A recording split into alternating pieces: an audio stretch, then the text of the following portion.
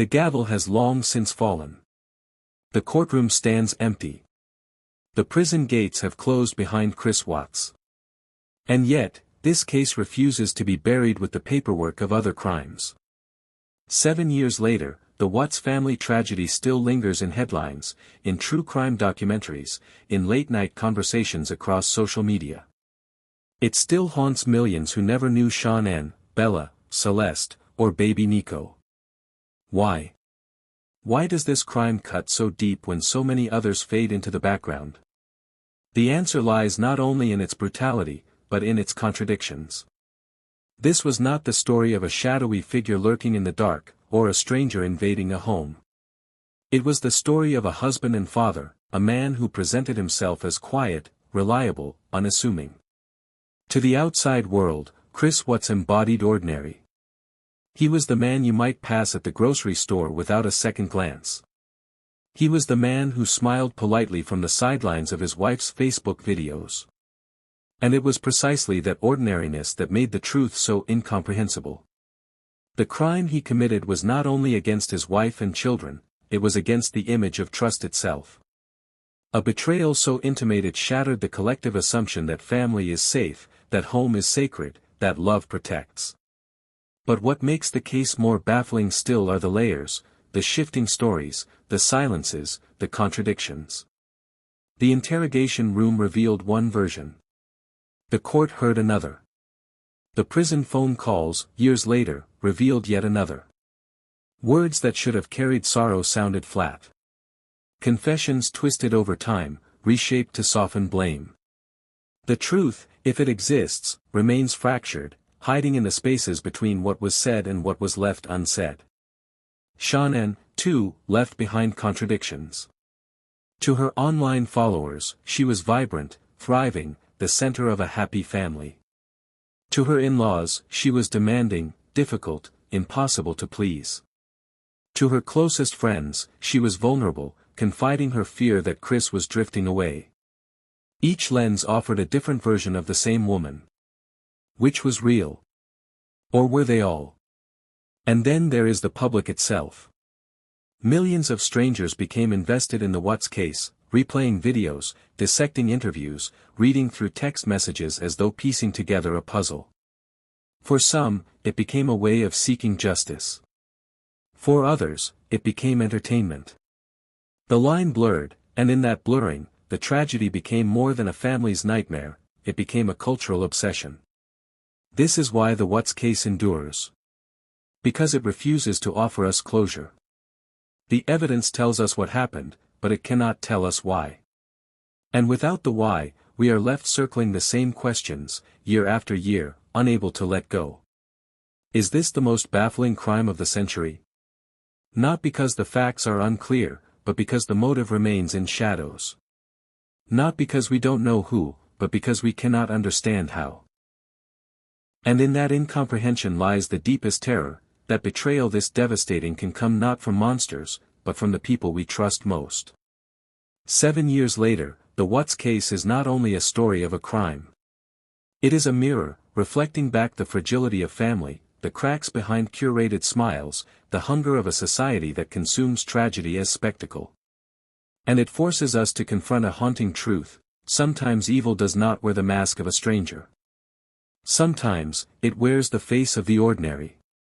This is why the Watts case refuses to die. And why, even now, we cannot look away. Before their names were etched into headlines, the Watts family existed in a world carefully curated for others to see. Shanann was the storyteller, the curator, the lens through which strangers glimpsed her life. On Facebook, on YouTube, in endless streams of videos and photos, she offered the world a narrative, a thriving family, a marriage to be admired, a husband she adored, and children who lit up every frame. The footage is still there. Bella, twirling in her princess dresses.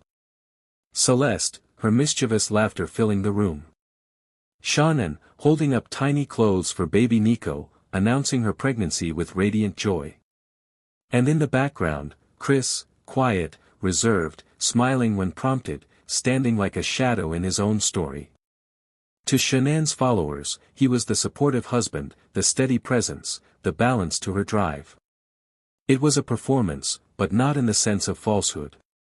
These were real moments, captured in real time. But they were moments chosen, edited, shared, fragments of reality arranged to create a picture of perfection. In the age of social media, curation becomes a shield. For Shanann, it was more than branding for her business, it was survival. By showing the world her joy, she was also telling herself she still had something to hold on to. But to watch those videos now is to feel unease creep into the edges of the frame. Chris's stillness, his distance, his reluctance to play along, it is all visible in hindsight. His smiles do not reach his eyes. His body language is stiff, uneasy, as if presence itself had become a burden.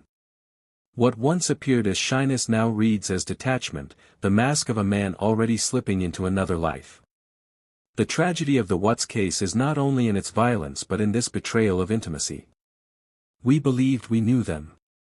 Through Shanann's relentless openness, millions of strangers became witnesses to her life, and in that witnessing, felt a connection. When her world collapsed, it was not just her family and friends who felt deceived, it was the public, too. The sense of betrayal stretched beyond Frederick, Colorado, into homes around the world. This is the paradox of the digital age, we mistake what we see for what is. We believe curated happiness must mean reality. We scroll past photographs of smiling families and trust they reflect the truth. But the Watts family was proof that the performance can be both real and incomplete, authentic and deceptive at the same time. 7 years later, those videos have become something else entirely. They are not just memories, they are evidence. They are not just moments of joy, they are foreshadowing. They play now like scenes from a horror film, where the audience knows what the characters do not, that danger is already in the room. The Watts family was not just a family. They were a story performed in real time, consumed by millions, and then shattered in front of the same audience. And that is why we cannot let them go. Every perfect picture conceals what the frame cannot hold. For the Watts family, the cracks beneath the surface grew quietly, like fault lines deep below the earth, unseen, but ready to rupture. Financial strain was one of the first tremors. The big house in Frederick, Colorado, stood proudly in its neighborhood, but its walls carried a secret, mounting debt.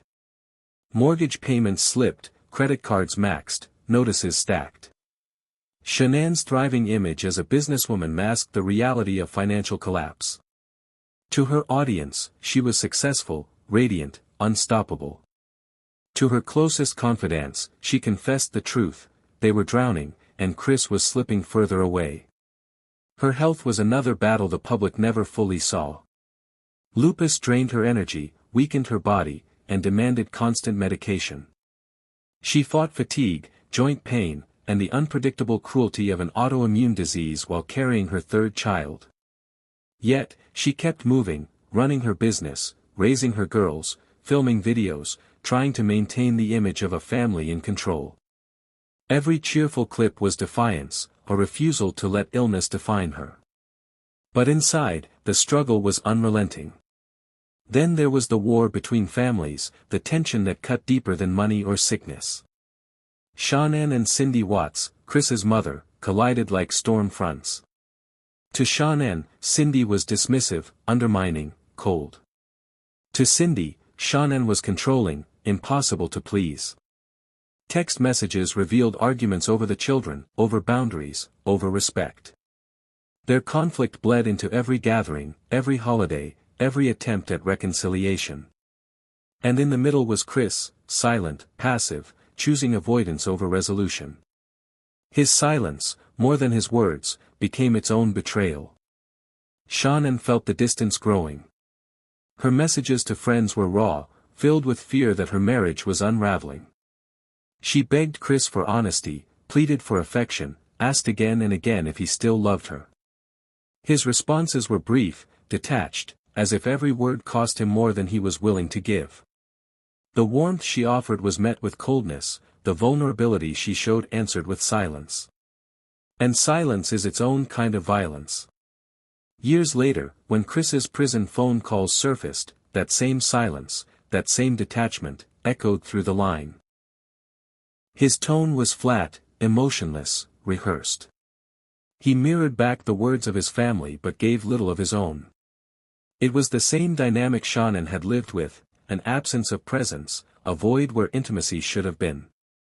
The cracks beneath the smile were there all along, the unpaid bills, the chronic illness, the in-law wars, the emotional abandonment.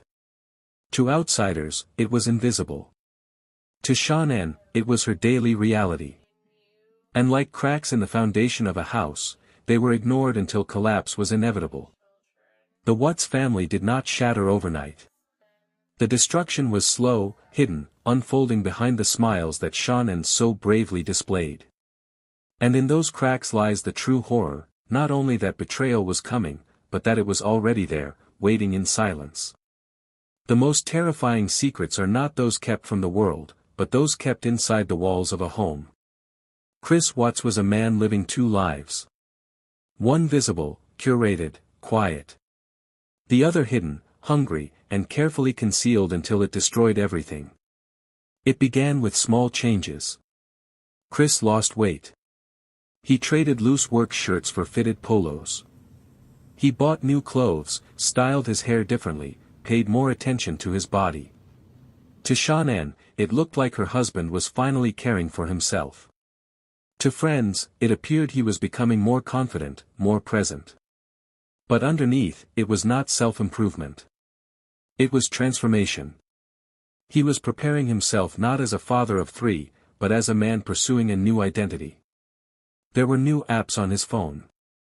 Secret messages, deleted histories, late-night searches. He downloaded programs that allowed him to hide calls and texts. He withdrew from his family emotionally while investing himself in someone new. Shanann, carrying his third child, found herself competing with shadows she couldn't see. Psychologists often speak of the double life in criminal behavior. The ordinary exterior, the mask of stability, conceals the fracture within. Men who live these hidden identities often present themselves as harmless, reliable, steady. They are invisible in crowds, forgettable in groups, blending into the background of daily life. But inside, the other self grows restless. The hidden life feeds on secrecy, on the thrill of deception, on the power of control. Chris Watts was not the first man to live a double life, but his was perhaps one of the most devastating. The transformation was not violent or loud, it was quiet, subtle, almost invisible until the mask slipped. He smiled in family photos even as he texted another woman. He tucked his daughters into bed while planning weekends away. He filmed gender reveal videos with Shanann while telling himself he no longer wanted the family he had helped build. The contradictions are unbearable. On one side, the devoted father, the man mowing the lawn, grilling dinner, standing politely in Shanann's videos. On the other, the man reinventing himself in secret, creating a new version of his life where Shanann, Bella, Celeste, and Nico no longer existed. When the truth came out, people asked, how could he do it? How could a man erase not just his marriage, but his children? But the hidden life had already answered. In his mind, he had been rehearsing their absence long before that August morning. He had been living in two realities, until one consumed the other. This is the darkest lesson of Chris Watts' story, that evil does not always reveal itself with fangs and claws. Sometimes, it wears the mask of the ordinary, while nurturing another life in silence. And when that double life breaks through, it destroys not only the family at its center, but the illusion of safety for everyone watching. Behind the curated smiles and beneath the surface of financial stress, another battle was being fought in silence. It was not the clash of raised voices or public arguments, but the quiet, exhausting war of survival, waged by Shanann as she tried to hold together a life that was already unraveling. Her body was weary. Lupus had shadowed her for years, stripping her of energy, clouding her mind with pain and fatigue. Yet she pushed forward with a determination that astonished her friends. She carried two small children on her hips, ran a business from her phone, filmed videos that masked her exhaustion. Even as she prepared to welcome a third child, her strength was poured into maintaining a sense of stability. But strength, when unshared, becomes a burden that erodes. She confided to friends her fears, that Chris had grown distant, that his affection had turned to ice. She worried about being abandoned, about raising 3 children alone, about losing the family she had worked so hard to build. These confessions, often sent in hurried texts late at night, read now like cries for help echoing into a void. And the void was Chris himself. His distance was not a storm that raged, it was a silence that suffocated. He avoided confrontation, withdrew from intimacy, withheld affection.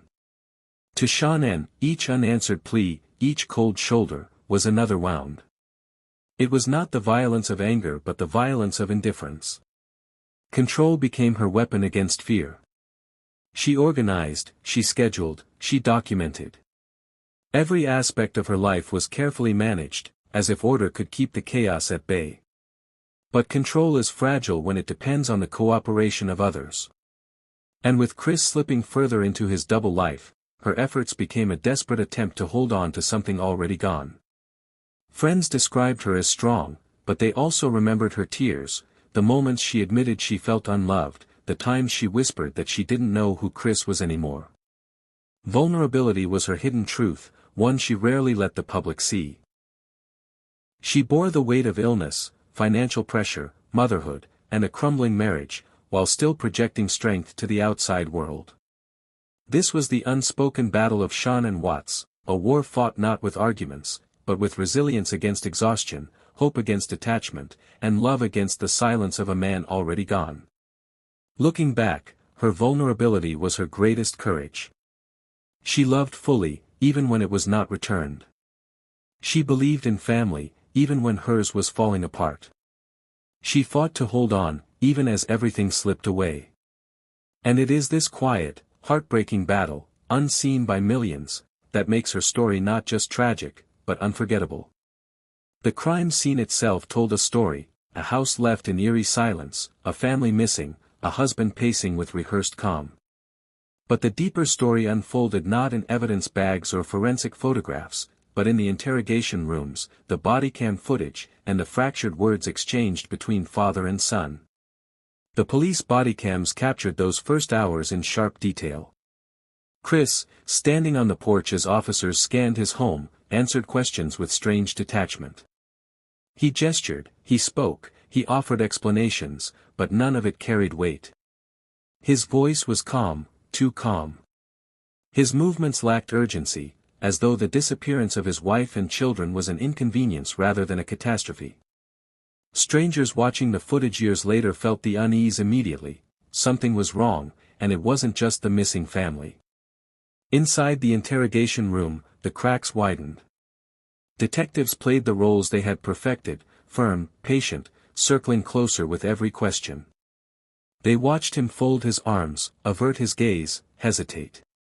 He offered theories, suggested possibilities, all the while insisting on his innocence. The room itself became a battlefield, not of violence but of psychology. They pressed, he deflected. They presented evidence, he stumbled. And slowly, the mask slipped. When his father, Ronnie Watts, entered the room, the atmosphere shifted. Chris leaned on his presence like a child, confessing fragments of truth while still protecting himself. His words came haltingly, broken, shaped to lessen the weight of his crime. He told his father just enough to give detectives a crack in the dam, but not enough to reveal the full flood of truth. Ronnie's silence, his few murmured words, revealed the helplessness of a parent watching his child fall into darkness. It was one of the most haunting moments of the case, not just the crime itself, but the image of a father absorbing the unthinkable. And then came the confession, partial, reshaped, shifting. He admitted to killing Shanann, but twisted the story to paint her as the one who harmed the children. It was manipulation wrapped in grief, an attempt to shift the unbearable weight onto the very woman he had destroyed. Detectives knew the pattern. It was not uncommon for perpetrators to distort the truth in ways that preserved fragments of their image. But the cruelty of it, blaming the victim, even in death, was a wound that would never heal. Beyond the crime scene, the story became less about evidence and more about silence, manipulation, and the thin line between confession and deception. Chris's calm voice, his contradictions, his willingness to protect himself even at the cost of his wife's memory, these elements turn the case from tragedy into something far darker. The What's case is not just about what happened in the home on August 13, 2018. It is about what unfolded afterward, about words that concealed as much as they revealed, about a father's silence in the face of horror, and about how even the act of confession became a performance. And that performance still haunts us, 7 years later. When the crime was revealed, it was not only Shanann's family who lost everything. Two families stood shattered, one grieving for their murdered daughter and grandchildren, the other left drowning in the unbearable truth that their own son had taken them. The Rzuseks, Shanann's parents, carried their grief with raw and public courage. They sat in court, their faces etched with devastation, forced to relive every detail of their daughter's final moments through forensic reports and confessions. Each mention of Bella and Celeste cut deeper. Each photograph displayed in evidence became both a memorial and a weapon of heartbreak. For them, justice could never bring peace.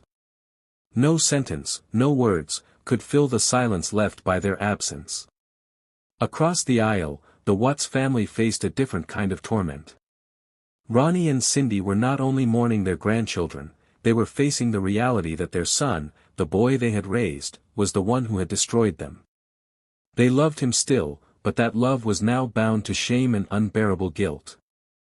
They sat in courtrooms under the stares of a world that judged them not for their crimes, but for their bloodline.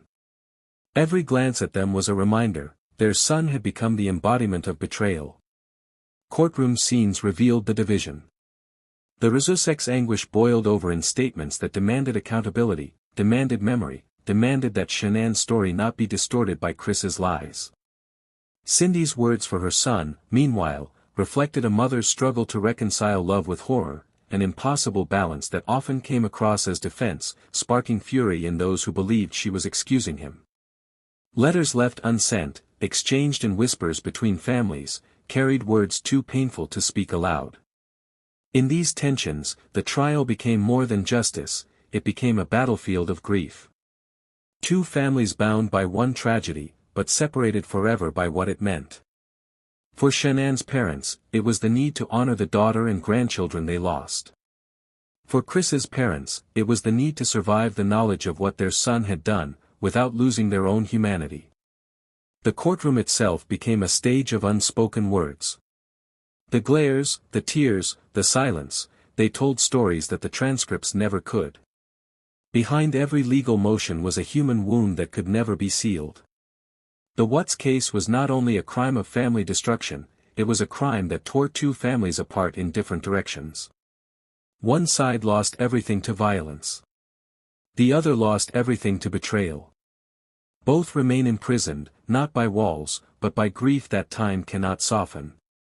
And so, 7 years later, the division remains. Not in legal terms, but in the scar tissue of memory, two families standing on opposite shores of the same devastating ocean, forever unable to cross. The Watts case did not remain confined to a courtroom or a quiet neighborhood in Colorado. It spilled outward, carried on the relentless tide of the internet, until it became one of the most consumed and dissected tragedies of the digital age. When bodycam footage and interrogation tapes were released, millions of strangers became detectives overnight. They slowed down video frames, studied Chris's posture, replayed his words. Forums lit up with theories about his voice, his gaze, his strange calmness.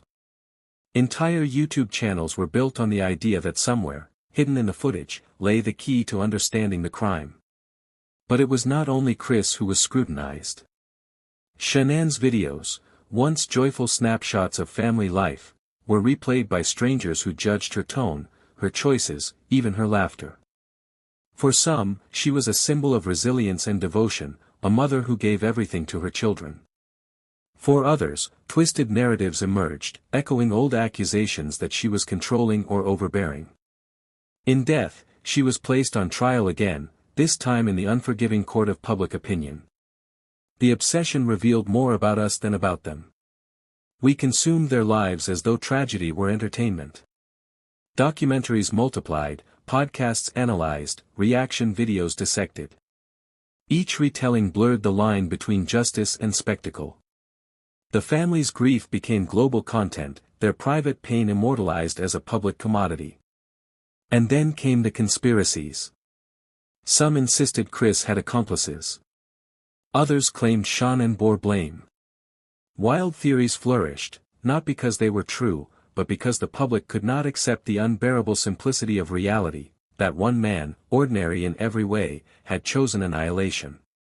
The What's case became a mirror for a digital age defined by voyeurism. We scroll, we watch, we share. We convince ourselves that dissecting tragedy brings clarity, when in truth it reveals only our hunger to look, again and again, at lives destroyed. For the Rzuseks and the Watts family, this obsession was another wound. They could not grieve in silence. They could not bury their dead without millions of strangers digging up their memories. Even today, Shanann's smile appears in autoplay cues, Bella's laughter echoes in endless loops, and Chris's cold eyes stare out from thumbnails promising new revelations. The world is still watching. Not because the case is unresolved, but because it reflects something terrifying, that the most ordinary faces can hide the darkest betrayals, and that we cannot look away from the reflection. The internet does not allow the dead to rest. It preserves, it replays, it resurrects. And for Shanann, Bella, Celeste, and baby Nico, this means they never truly left. Shanann's Facebook page still stands as if time froze in 2018. Her posts glow with optimism, videos of her children, snapshots of family outings, messages of hope and encouragement to others. To stumble upon them now is to walk through a digital graveyard, where every smile becomes a ghost and every caption reads like a haunting echo. Bella's soft voice still drifts from a screen, "I love you, Mommy." Celeste's laughter still bursts with energy, unknowing of what was coming. Shanann's announcement of Nico's pregnancy still plays with joy that now twists into sorrow. They are alive in memory, not in flesh. Alive in replay, not in presence. Algorithms have made them eternal. Videos resurface on feeds without warning, thrusting their lives into the timelines of strangers who never knew them. True crime enthusiasts analyze their gestures, their tones, as though each frame is evidence. And to Shanann's family, this is agony, a gift and a curse. To see her smile, to hear her voice, is to hold her close for one fleeting moment. But it is also to feel the wound reopen, over and over again, each time her image appears in autoplay. Even Chris cannot escape them. Inside his prison cell, he has pinned photographs of the very family he destroyed. Their faces stare down at him in silence, haunting him in ways the justice system never could. To some, this is fitting punishment. To others, it is grotesque, an undeserved comfort clung to by a man who stripped them of life. Either way, the ghosts follow him, just as they follow us. This is the reality of the digital age, death is no longer an end. It is a transformation into data, into memory that does not fade. The Watts family lives on, but not freely, they are trapped in eternal replay, in loops of joy forever overshadowed by tragedy. The world can never truly let them go. Because their ghosts are not bound to the past, they live with us, in the present, haunting every screen. Beyond the headlines and the documentaries, Chris Watts lives in a world reduced to concrete, steel, and silence. His name no longer belongs to him, it is chained to his crime. His life is measured not in freedom, but in days that bleed together behind the gates of Dodge Correctional Institution. In prison, he is kept apart. Protective custody shields him from the eyes and rage of other inmates. For men like Chris, convicted of killing their children, survival depends on isolation. His world is a narrow cell, short hours of recreation, meals slid through a slot, and the endless hum of time refusing to pass. The punishment is not just confinement, it is the monotony, the silence, the absence of escape. Yet, even there, he is not free of the past. He writes letters, answers calls, offers fragments of himself to those who reach out. Women on the outside write to him, fascinated or deluded, some declaring their love, others convinced he is misunderstood. His replies are careful, often laced with scripture, with talk of forgiveness, with claims of redemption. But the words feel hollow, as if rehearsed, as though the man who once lived two lives is still performing another role, the sinner turned saint. And then there are the photographs. On the walls of his cell, Chris keeps images of Shanann, Bella, Celeste, and unborn Nico. The very lives he extinguished now surround him every day, staring down at him with silence he cannot escape. Some see it as poetic justice, a torment that follows him with every waking moment. Others see it as grotesque. An undeserved comfort for a man who forfeited the right to hold their memory. But perhaps the cruelest punishment is not the walls themselves, it is the void inside them. Chris cannot rewrite history, no matter how many shifting confessions he offers. He cannot explain away the silence of his prison calls, the contradictions in his letters, the way he still avoids the one thing everyone seeks, truth. His punishment is not only life without freedom, but life with ghosts that will not leave. The prison walls do not heal. They contain. They echo. They force him to sit with the shadows of what he chose. And in that silence, the world is left to wonder whether he feels remorse, or whether, even here, he remains the same man who once smiled for the camera while hiding the darkest of secrets. 7 years later, the facts of the Watts case are etched into history. We know the timeline. We know the charges. We know the sentence. But knowing what happened has never answered the question that matters most: why?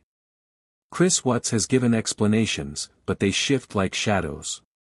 In the interrogation room, he tried to lay blame at Shanann's feet, twisting her memory to protect himself. Later, in prison, he admitted premeditation, but softened his words with rehearsed sorrow.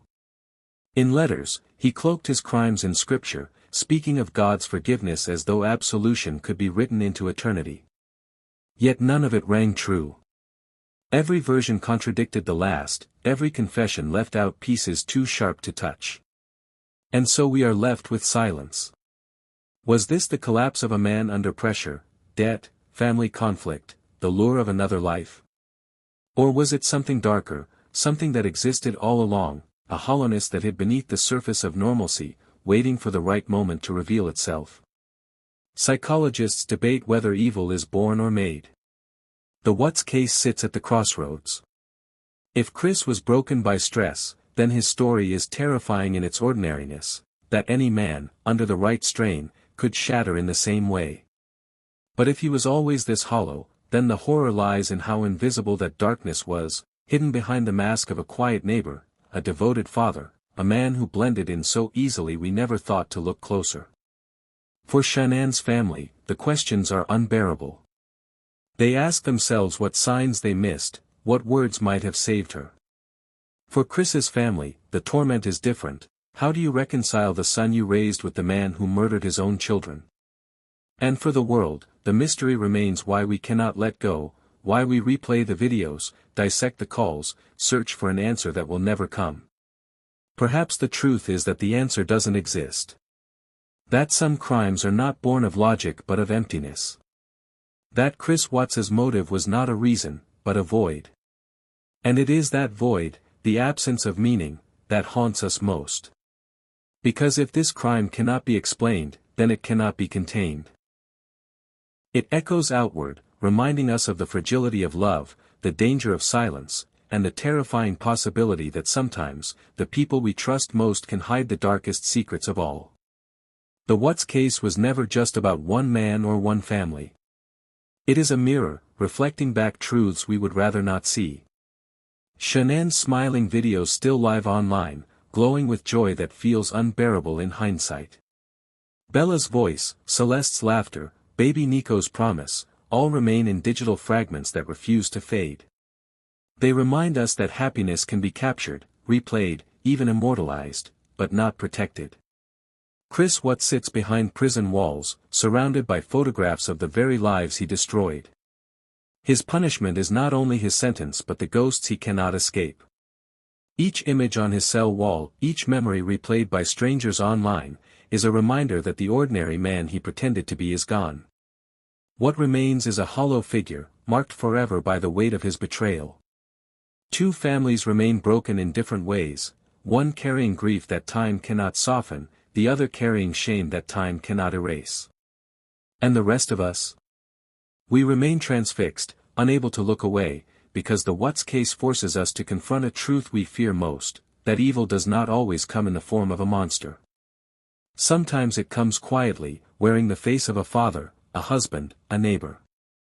That is why, 7 years later, this case still haunts us. Not because we don't know what happened, but because we cannot explain why. And in that unanswered question lies the deepest terror, that betrayal this devastating can hide in plain sight, behind the ordinary smiles we trust most. The what's case refuses to die. Because in the end, it is not just their story, it is ours.